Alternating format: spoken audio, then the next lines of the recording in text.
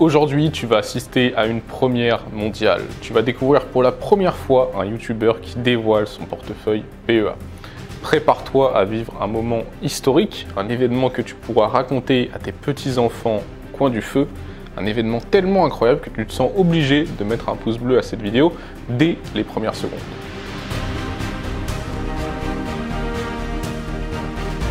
Benoît, t'es sûr que t'en fais pas un peu trop là? À la fin de cette vidéo, tu connaîtras exactement quelles sont mes positions sur mon PEA. Donc le PEA, c'est une enveloppe pour investir et qui te permet de bénéficier d'un avantage fiscal.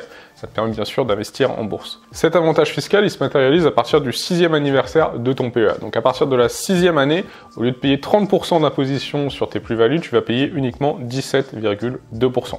Donc par exemple, tu investis 100 000 euros, ton PEA est valorisé à 200 000 euros au bout de la 6e année.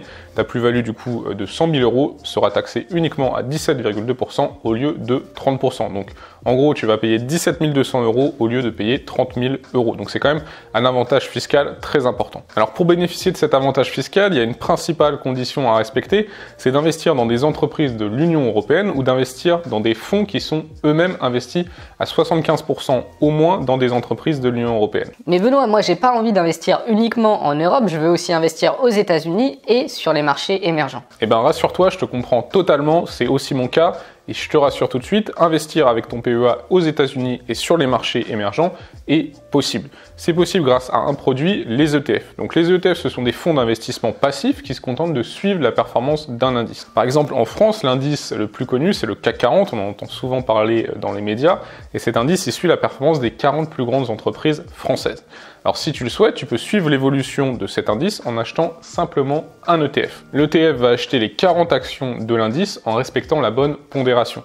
Donc au lieu d'investir dans les 40 actions, tu pourras acheter uniquement un ETF pour suivre la performance des 40 entreprises du CAC 40. Mais comment est-il possible de posséder des actions européennes pour bénéficier de l'avantage fiscal du PEA tout en suivant la performance du marché américain et du marché émergent? Alors c'est possible grâce à un produit, les ETF à réplication synthétique. Donc les ETF à réplication synthétique, ce sont des fonds qui vont posséder des actions et qui vont échanger la performance de ces actions contre celle d'un indice. Donc par exemple, dans le cas du PEA, les ETF à réplication synthétique, ils vont posséder des actions européennes pour respecter les conditions du PEA et ils vont échanger la performance de ces actions européennes contre celle d'un autre indice. Donc grâce à ce mécanisme, tu peux avoir un fonds éligible au PEA mais qui réplique la performance d'un indice qui suit le marché mondial ou par exemple un indice qui suit le marché américain ou encore le marché émergent.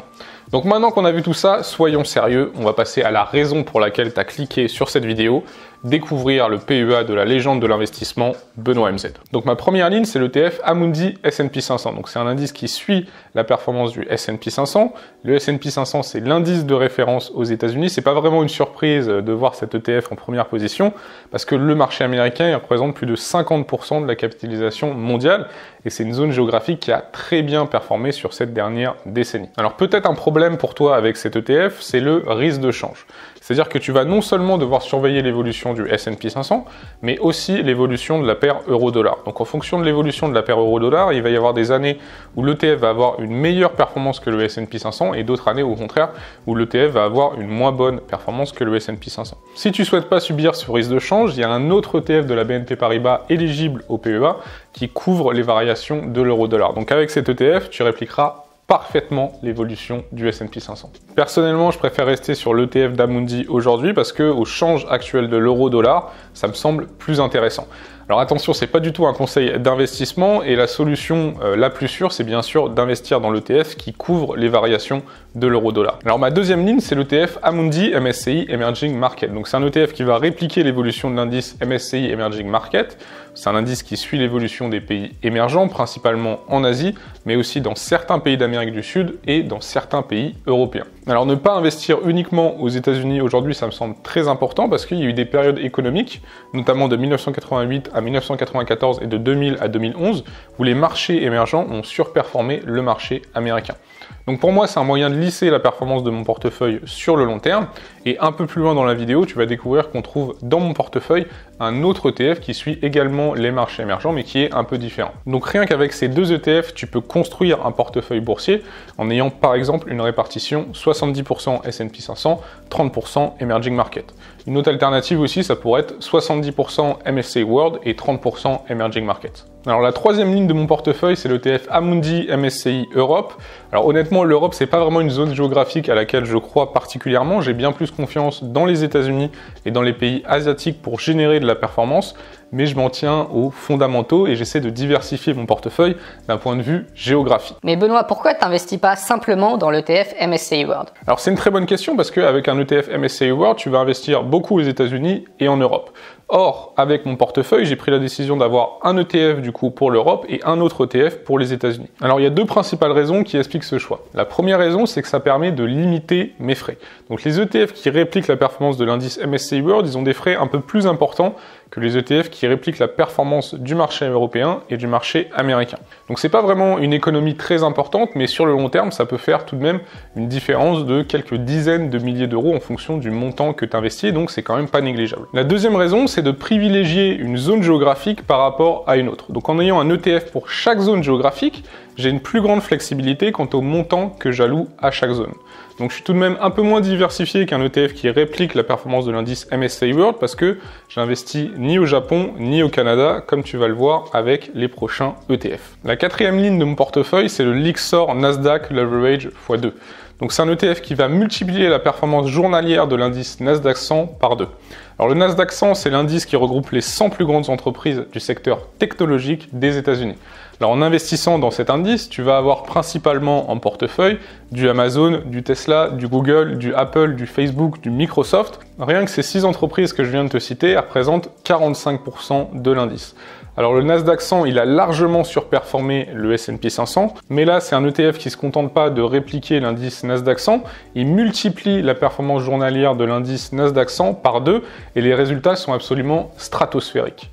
Sur 10 ans, le cours de cet ETF a été multiplié par 30. Alors bien sûr, ça multiplie la performance à la hausse, mais aussi à la baisse. Sur ces 10 dernières années, on a connu un magnifique marché haussier et malheureusement, rien ne nous dit qu'on vivra la même chose sur les 10 prochaines années.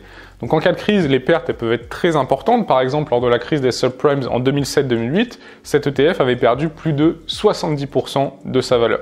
Alors il y a un autre risque avec les ETF à effet de levier, c'est le bêta slippage. Donc le bêta slippage, c'est le phénomène qui fait que dans un marché avec une forte volatilité à la hausse comme à la baisse, l'ETF peut perdre de la valeur alors que l'indice suivi n'en perd pas. Alors on va prendre un exemple pour que ça soit clair, on va considérer un indice qui va de 100 à 90 puis de 90 à 100. Donc si tu achètes un ETF à effet de levier x2, lorsque l'indice perd 10%, l'ETF en perd 20. Donc tu auras l'ETF qui sera à moins 20%. Ensuite, dans notre exemple, l'indice revenait à 100 qui est son point de départ. Donc pour aller de 90 à 100, l'indice progresse de 11,1%. L'ETF à effet de levier, du coup, va multiplier 11,1 par 2 et va donc progresser de 22,2%. Mais une progression de 22,2% à partir de 80, ça donne pas 100, ça donne 97,8. Donc il y a ce problème avec les ETF à effet de levier et si ce scénario se répète plusieurs fois, les ETF à effet de levier peuvent assez vite décrocher. Mais Benoît, pourquoi as-tu décidé d'y investir alors ? Alors déjà, tout ce que je dis dans cette vidéo, ce ne sont pas des conseils d'investissement, c'est à toi de faire tes propres choix. Il faut aussi préciser que ça représente qu'une faible partie de mon portefeuille, ça représente moins de 10% de mon portefeuille, et c'est un peu la partie fun de mon portefeuille avec un gain potentiel important et une perte potentielle également très importante. Donc si tu débutes dans l'investissement et si tu veux acheter tes premiers ETF, c'est pas du tout un ETF que je te recommande. Enfin, le dernier ETF de mon portefeuille, c'est l'ETF Amundi PEA Emerging Market Asia. Donc c'est un ETF qui se concentre sur les pays émergents asiatiques. Alors j'ai commencé à investir dans cet ETF quand je me suis rendu compte en fait que la performance du MSCI Emerging Market classique, en fait, elle était plombée par les pays émergents d'Amérique du Sud et les pays émergents d'Europe. Donc maintenant, pour mes investissements dans les pays émergents, je compte privilégier cet ETF qui se concentre sur les pays asiatiques. Alors pour l'instant, je compte pas réallouer l'argent que j'avais déjà investi sur les MSCI Emerging Market classiques, mais peut-être que dans l'avenir, je vais peut-être le faire et je vais plutôt privilégier cet ETF. Alors peut-être que tu te demandes ce que je vais faire cette année avec mon PEA. Ma stratégie, elle est extrêmement simple. Je compte continuer à investir sur ces mêmes ETF en privilégiant les États-Unis et les pays émergents asiatiques. Alors j'espère que tu as aimé cette vidéo. Si tu as aimé cette vidéo, n'hésite pas à mettre un pouce bleu, ça m'aide grandement dans le développement de cette chaîne. Mon nouvel objectif avec cette chaîne YouTube, c'est de faire découvrir l'investissement à un maximum de personnes et de montrer que tu n'as pas besoin de 6 écrans d'ordinateur ou d'éplucher les comptes d'une entreprise pendant des heures en utilisant un jargon financier que personne ne comprend pour commencer à investir. Pour commencer à investir, tu n'as pas besoin d'être un pro de l'analyse technique, tu n'as ni besoin d'être un pro de l'analyse fondamentale. Je ne le suis pas du tout, je te rassure tout de suite, et j'obtiens d'excellents résultats avec mes investissements. Donc dernier point, si tu penses que cette vidéo pourrait être utile à un de tes proches, eh bien n'hésite pas à lui partager. Je te souhaite toujours plein de réussite. C'était Benoît. Ciao!